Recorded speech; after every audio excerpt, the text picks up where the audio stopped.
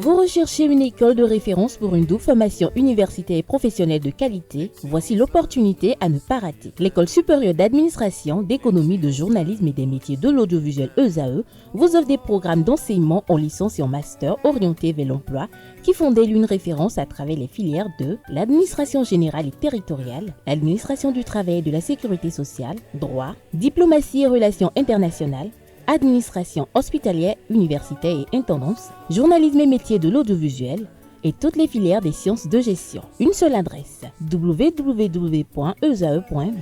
Rendez-vous dès maintenant sur nos campus ESAE Bedjromende au numéro 90 93 65 21 ou au numéro 98 98 14 00. Paracourt sur le numéro 52 46 12 12. Aboumé-Calavi au numéro 52 88 44 44. Akpaka au numéro 52 88 33 33. ESAE, l'excellence a un nom. Bonjour à nouveau, Lario Sadjagweno. Oui, Hatifa, oui, bonjour. On démarre par le football, la première journée de la Ligue Pro 2024-2025 suite et fin ce week-end. Effectivement, on aura, après le match officiel d'ouverture le samedi dernier entre Panthère FC de Djougou et Buffle du Borgo soldé par un score nul et vierge, nous aurons les 34 autres équipes qui entrent en lice ce week-end. Et dans le groupe A, le vice-champion d'Adjet FC reçoit ce samedi 28 septembre 2024 à Plahoué, AS Tonnerre de Boycon. Dynamo d'Abomey accueille Dynamique FC de Djougou au stade de Goho. AS Takouné va affronter Bois de Sinandé. C'est un club promu dans la Ligue Pro à Kandi. Duel entre Baningansé et Cavalier de Niki à Banikwara. Damissa FC Real Sport à Ndali. Espoir FC de Savalou, Dynamo de Parakou, c'est du côté de Savalou. Derby du Mono entre Loto Popo et Hodio à Grand Popo. Et pour ce match, nous allons suivre Seibdou Zerbo, le coach burkinabé de Hodio, pour son premier match dans le championnat béninois. Il lève un coin de voile sur son plan de jeu. Nous utilisons le différents systèmes afin d'être prêts pour le championnat et afin de modifier presque le schéma de jeu en cas de difficulté dans le match. C'est pour contrarier l'adversaire. On va sur le terrain adverse, ça va être difficile, mais à l'impossible de tenue, nous allons nous défendre avec nos armes. Dans le groupe B, le champion en titre Coton FC lance la défense de sa couronne sur le terrain de la jeunesse athlétique de Ketou dimanche prochain. Pendant la pré-saison, Victor Zonka et son staff ont travaillé à avoir une équipe efficace dans les 18 mètres, mais la mayonnaise n'a pas encore pris au regard bien sûr des derniers résultats des matchs amicaux. Et le samedi dernier contre Hodio, l'attaque est restée muette. En plus, l'équipe a perdu son capitaine, le défenseur central Bachirou Souleymane, qui est sorti sur blessure en fin de match. Le coach Zonka parle de la préparation et de cette saison qui sera très très difficile selon lui. Ça dure depuis un certain temps. Je pense que depuis que Razak nous a quittés. Après, il y a eu Romaric qui nous a quittés. Aujourd'hui, on a essayé de faire des efforts en recrutant 3 attaquants. Donc pour l'instant, ils ne sont pas opérationnels.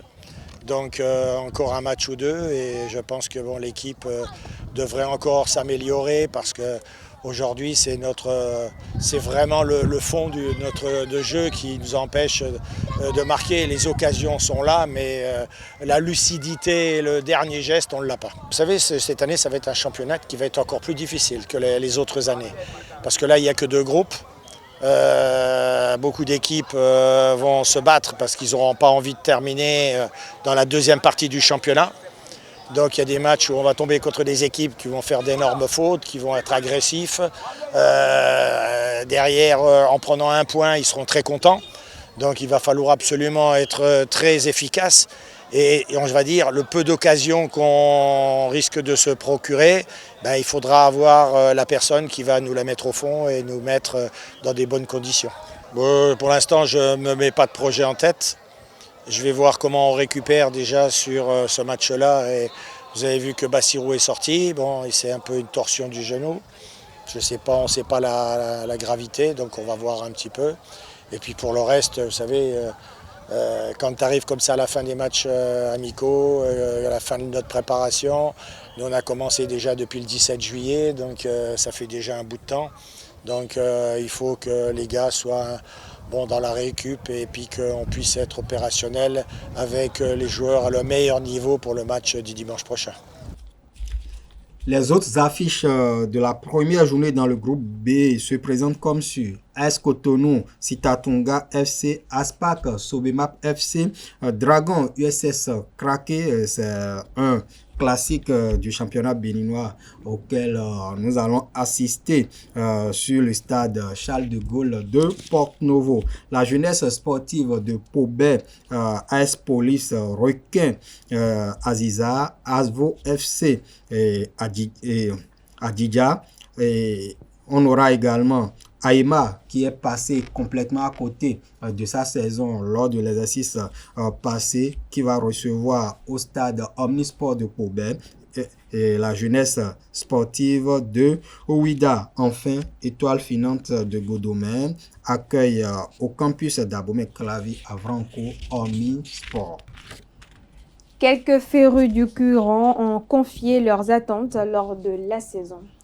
À Lokossa, le club amateur de 4e division, Vigueur FC, va suivre de très près la saison 2024-2025 du championnat de première division du Bénin. Joueurs et entraîneurs expriment leurs attentes. Le football béninois, nous savons tous que le football béninois a beaucoup progressé. Il y a maintenant de bonnes choses sur les pelouses.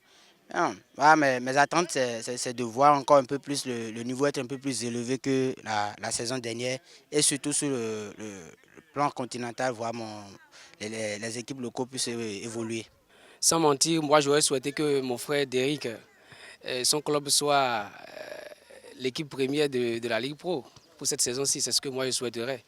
Voilà, mais après tout, c'est le football, hein, il faut que le meilleur gagne. Voilà. Mais moi, mon souhait, ce que je veux, c'est que mon frère soit à la tête, son club soit à la tête du championnat. J'aimerais que cette année 2024, qu'il y ait plus d'engouement au niveau de notre championnat, que les jeunes se mouillent le maillot et qu'ils donnent le meilleur d'eux-mêmes. Il y a mon frère qui est défenseur d'Adjé et qui joue désormais au poste de milieu défensif. Donc, il y a forcément lui qui a toujours mon soutien numéro 1. Bon, ensuite, il y a Patrice Djamé, l'ancien capitaine de l'Autopopo, que je suis surtout à cause de son jeu. Je suis milieu défensif comme lui, donc j'essaie de voir ses déplacements, comment il joue. Il y avait aussi Justin Laouro, mais il est parti récemment en Tunisie. Et enfin, j'ai aussi Derrick d'AS Cotonou que je suis également. Oui, l'arbitrage, franchement, moi je ne pensais pas que l'arbitrage béninois soit à ce niveau, surtout ceux que nous voyons ici. Franchement, ils font de très bons boulots.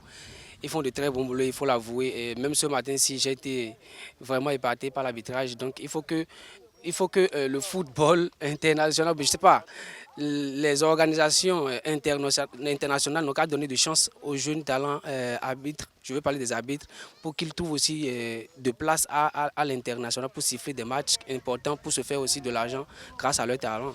Les formats transitoires, il y a trop de matchs, donc ça fatigue des fois les joueurs.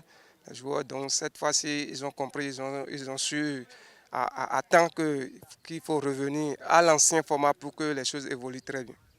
De football, on parle handball à présent, immersion dans la préparation des clubs béninois pour les championnats d'Afrique des clubs champions Maroc 2024. Après Adidja, nous vous replongeons dans l'état-major de Flores CNSS Handball Club qui est engagé dans la compétition avec ces deux équipes, l'équipe masculine et celle féminine. Et depuis bientôt une semaine, les deux formations s'attellent à régler les automatismes pour être fin prêt pour cette compétition. Flores CNSS s'active aussi bien chez les dames qu'en hommes pour les 45e championnats d'Afrique des clubs champions de handball. Sous la houlette du directeur technique, et joueuses et joueurs reviennent sur les planchers du Hall des Arts, Loisirs et Sports de Cotonou qui les ont vus sacrés champions du Bénin 2024 pour cette fois-ci affûter les armes pour ces joutes continentales. Quelques jours de repos aux joueurs. Ils sont revenus, on a amorcé la préparation de la Coupe d'Afrique. 2 séances par jour, des séances d'1h30, 1h30, en matinée et en soirée. Toute cette semaine, c'est comme ça va se passer. La semaine prochaine, nous allons rentrer dans la période d'affûtage où nous allons diminuer le nombre de séances. Mais dans l'ensemble, tout se passe très bien. Le groupe est homogène, le groupe se comprend bien.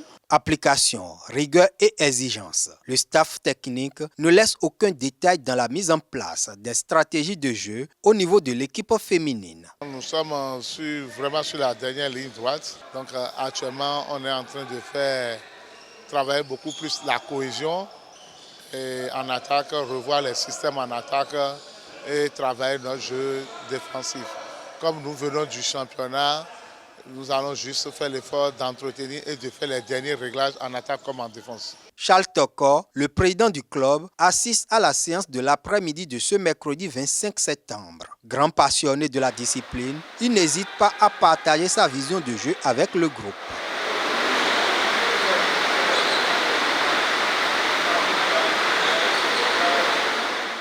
En cette première semaine de préparation, le staff met l'accent sur la condition physique chez les hommes. Milado, tu es en retard. Oh! Logé dans la poule B en compagnie de FAP du Cameroun, de Raja Agadi du Maroc et de Don Bosco de la Côte d'Ivoire, Flores CNSS Hommes rêve d'atteindre tout au moins le carré d'as. Les objectifs, c'est d'aller en demi-finale. Aller en demi-finale parce que je fais confiance au groupe et je sais que tout va bien se passer. Je connais bien l'équipe de FAP, je connais bien l'équipe de Don Bosco. On ne connaît pas l'équipe de Raja. Nous allons les voir jouer et puis on va voir ce que ça va donner. Du côté des dames, l'on compte saisir la moindre opportunité pour aller le plus loin possible dans la compétition. Dans notre poule, on a le champion du Congo et on a l'équipe championne de l'Égypte. Donc, nous-mêmes savons que ces deux nations, c'est des grandes nations de handball. Donc, la première chose à attendre, c'est d'aller s'y frotter d'abord, d'aller apprendre. Et si dans l'apprentissage, comme le dirait l'autre, l'appétit vient en mangeant. Si en mangeant, on a l'appétit. Nous avons des rêves et nous allons essayer de réaliser nos rêves. En attendant d'y arriver, la préparation se poursuit. Sur le continent, la Super Coupe de la CAF se dispute ce soir. Tout à fait, Atifa Olafa, ça lance officiellement la saison 2024-2025 de football sur le plan africain. Et cette Super Coupe d'Afrique ou de la CAF est déportée du côté de l'Arabie Saoudite à Riyad. On va assister pour ce match ou pour cette Super Coupe à un derby entre deux clubs du Caire, Al Ahly, vainqueur de la Ligue africaine des champions, et Zamalek, vainqueur de la Coupe de la Confédération. Rendez-vous ce soir à partir de 20h temps universel. Merci à vous, c'est Larios Adiagbelon pour cette présentation de la page des sports. Merci également à vous, Quentin Amousso, pour le bulletin matinal d'information. À présent, chers internautes, je vais installer Francis Farami et Nancérine Fatoumé, respectivement pour la définition du jour et les prévisions astrologiques.